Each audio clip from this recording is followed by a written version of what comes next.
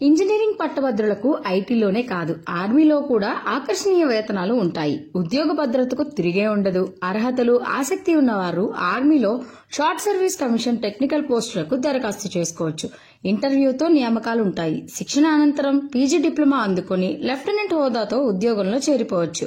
పెళ్లి కాని పురుషులు, మహిళలు 379 పోస్టులు ఉన్న ఈ ఉద్యోగానికి అప్లై చేసుకోవచ్చు. ఎంపికైన వారు సుమారు 18 లక్షల వార్షిక వేతనం అందుకోవచ్చు. ఇక ఖాళీల విషయానికి వస్తే మొత్తం 379 ఖాళీల్లో పురుషులకు 350, మహిళలకు 29 ఖాళీలు. ఈ 29లో ఆర్మీ విడోలకు 2 ఖాళీలు కేటాయించారు.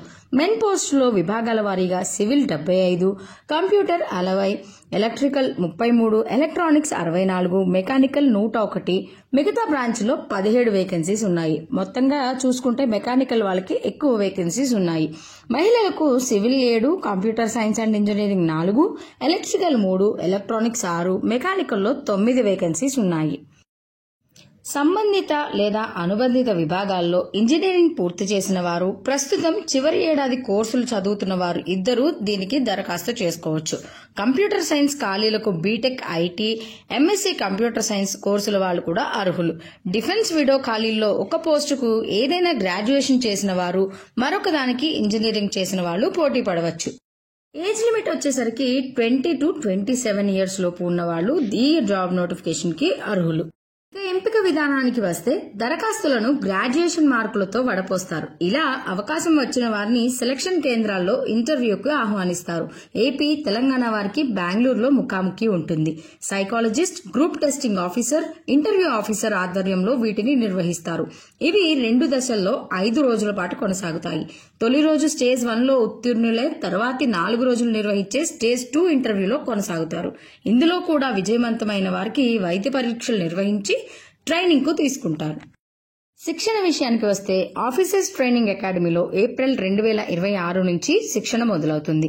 దీని వ్యవధి 49 వారాలు. ఈ సమయంలో నెలకు 56,100 స్టైఫండ్ చెల్లిస్తారు. విజయవంతంగా శిక్షణ పూర్తి చేసుకున్న వారికి post graduation diploma in defence management and strategic studies డిగ్రీని మద్రాస్ యూనివర్సిటీ అందిస్తుంది. వీరిని లెఫ్టినెంట్ హోదాతో విధుల్లోకి తీసుకుంటారు. ఉద్యోగంలో లెవెల్ 10 అంటే 56,100 మూల వేతనంతో పాటు military services pay, DA, HRA, ఇతర ప్రోత్సాహకాలు కూడా అందుతాయి.